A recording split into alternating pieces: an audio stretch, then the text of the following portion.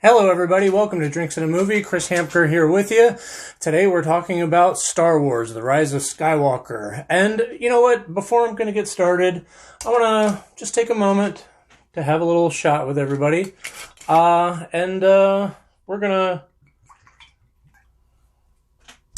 toast to the end of Star Wars. The end of the Skywalker saga. I'm kidding, but I do need a little extra drink to talk about this movie. And the reason is because this movie is a lot. It's a lot of everything. And I needed to see it twice to really be able to talk about it. Not because I couldn't figure out my feelings about the movie, because it tries to pack so much into one movie. But, let's slow down. Let's start with the drink. We're doing The Rise of Skywalker. Star Wars, it's back. And the drink I thought we would do for this is the Tatooine Sunrise. And Tatooine Sunrise is really simple. It's 1 part tequila, 2 parts orange juice, a drizzle, which to me is a spoonful of grenadine, and 2 maraschino cherries for the 2 suns on Tatooine. So let's make this drink and we'll talk about Star Wars, The Rise of Skywalker. Also, you put everything, you put the orange juice and the tequila in a shaker filled with ice, shake it up. I tried to do it with just pouring into 1 glass, which is what I think the recipe originally called for. I'm not doing that because I don't know, I feel like shaking it up is a better idea. So 1 part tequila, 2 parts orange juice, shaken, put it in the glass, like a martini glass. Okay, so, the Star Wars, The Rise of Skywalker is directed by J.J. Abrams, once again coming back from The Force Awakens, and written by J.J. Abrams and Chris Terrio. You may remember Chris Terrio's wonderful name from Batman v Superman and Justice League. I try not to hold that against him, but, he did that to himself. Alright, let's shake this up real quick.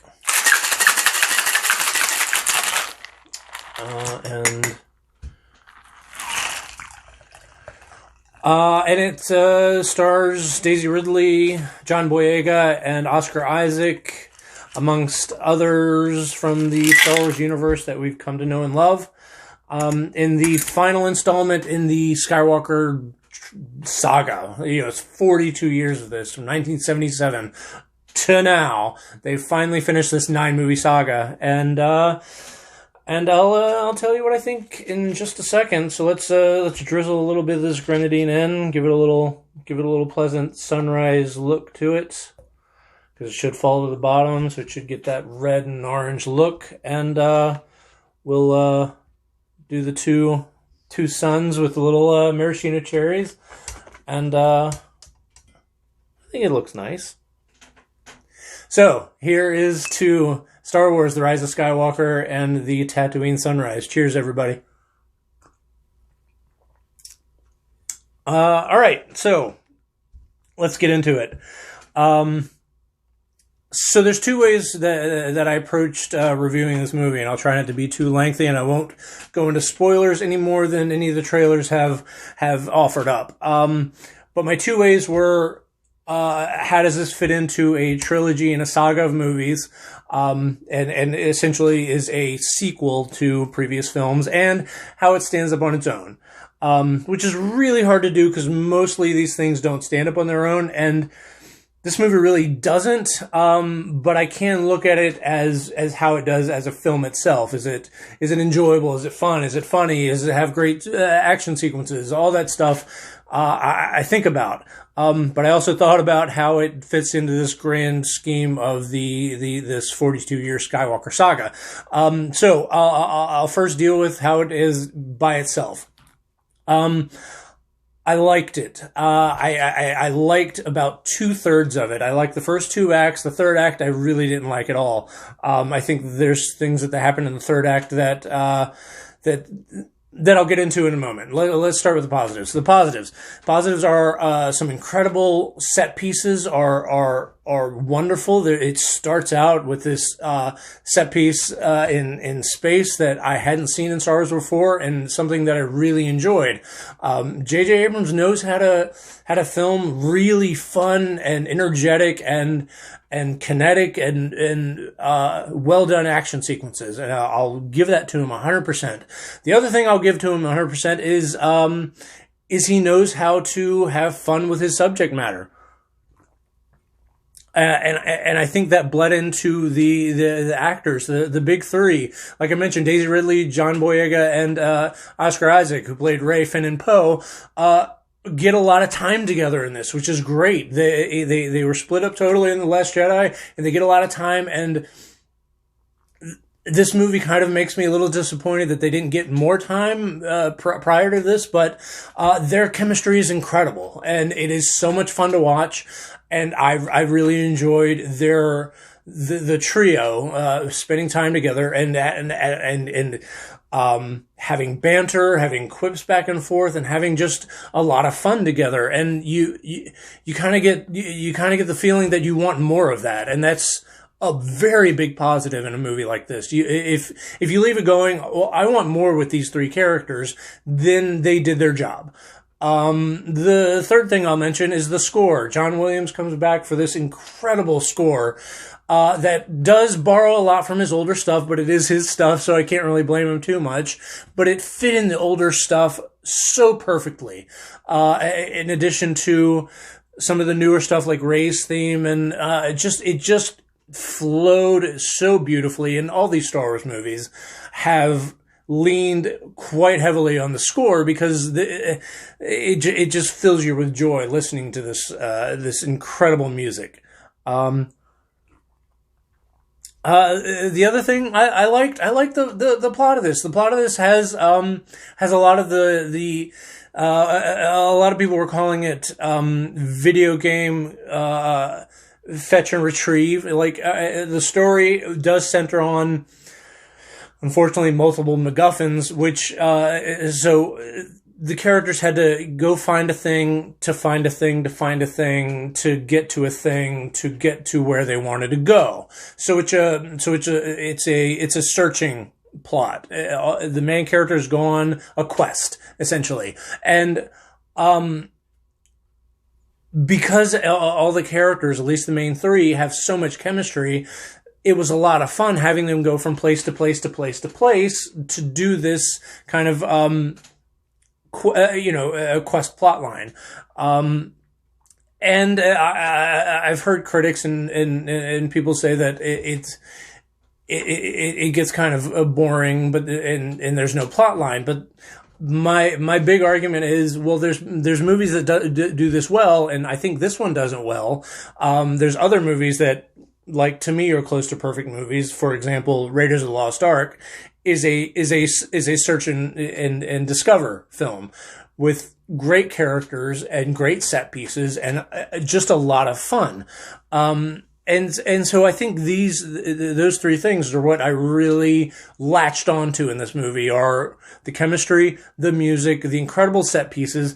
The visual effects are astounding. And what I do like about it is that they didn't just rely on CGI. There's a lot of puppetry. There's a lot of stuff that we grew to love from the original Star Wars movies. So those things I did really like as a film on its own. I didn't like the third act, so we'll get into some of the stuff I didn't like. I didn't like the third act. I thought the third act was a mess. I thought the third act had, in terms of character, it was very easy for the characters. There was no danger. I felt no danger for anyone.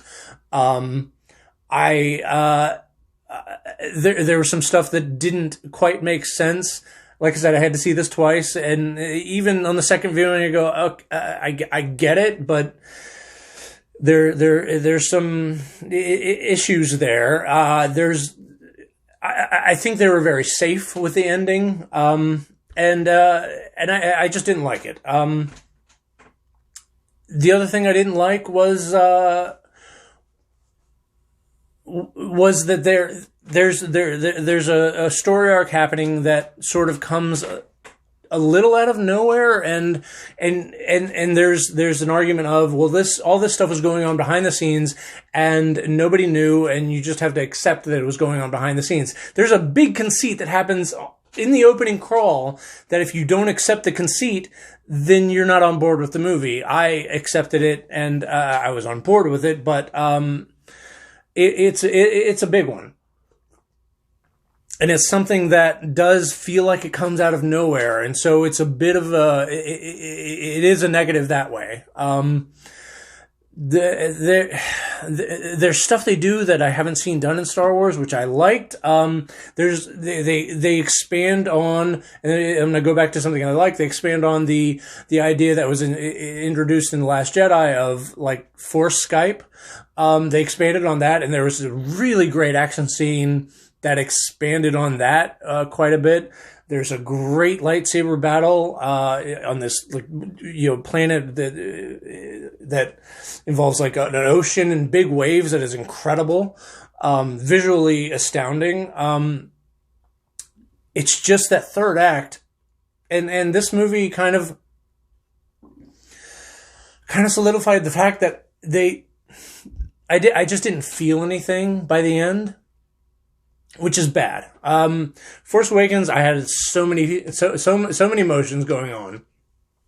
Last Jedi, nothing. And this, there's one part where I had a bit of emotion, and then nothing else. And I feel like when you're ending a 9-movie, 42-year-old saga, I should feel more, and I didn't, unfortunately. So that kind of leads me into my second way of looking at this movie and reviewing this movie, which is, how does it fit into a saga, more importantly, a trilogy? But this is a 9-movie thing. But how does it fit into a trilogy? It doesn't. It really doesn't, and that is a big problem in this. And after watching this, I am sure that there was no plan from the beginning as to how this thing was going to go, and that is the worst way to start a trilogy. J.J. Abrams was asked to start this thing with The Force Awakens, and he built this kind of interesting, he introduced 3 very interesting characters, and then let it go. And then it was kind of changed a bit in The Last Jedi with Rian Johnson. And then it came back around to this movie and then was changed again. And to me, it felt like, if you're looking at this thing as a trilogy, it felt like 2 opposing sides just kind of going back and forth as a debate team going, well, I wanted to do this, I wanted to do this. And it just felt like butting heads. And I blame J.J. Abrams just as much as Rian Johnson, even though I didn't like The Last Jedi. What J.J. Abrams should have done was take what happened in The Last Jedi and continued on with it. Instead, he decided to do his own thing. Totally up to him, but that's not how you create a cohesive 3-movie arc. And this I don't know what was going on at Disney or at Star Wars or who's to blame for this, but you can't start something like this and not have a plan. And it is totally clear that they had no plan. Did I like this movie? Yes, I did. I thought it was a lot of fun. I thought it was funny. There's a lot of humor in it. There's Adam Driver is incredible as Kylo Ren, and I love him, and he did his very best. Oscar Isaac as Poe Dameron is, to me, the star of the show, or at least the MVP, because he took his stuff and really ran with it. The last thing I'll say is that this movie moves at 180 miles an hour. It hits the ground running and doesn't stop, which is a good and bad thing, because this movie going and going and going at breakneck speed, at light speed, I thank you, through this storyline. It doesn't give you a chance to take in anything. It doesn't give you a chance to think about what's going on. It doesn't give you a chance to really take anything in or have a moment of where you are in the story. It's just going and going and going and going. And that's why I needed a second viewing. I came out of that going, this movie's a lot. I need a second viewing to really take it all in. And after the second viewing, it's fine. It's just as good. I still enjoyed myself, but I was able to take it in. But they try to fit so much in to this 2.5 hour movie that there just wasn't any time to take a breath. And that's tough because you don't ever have time to just go, okay, well, let me think about what's going on right now. It moves right on to the next thing. And so that's a rough thing, and it's hard for me to reconcile that, but I still like it. I would still recommend seeing that if you're a Star Wars fan and want to see what happens in this thing that has spanned 42 years, 9 movies. It's very close to my heart. I have ideas of what they could have done better. But they did, I think, close to the best of what they could with what they had.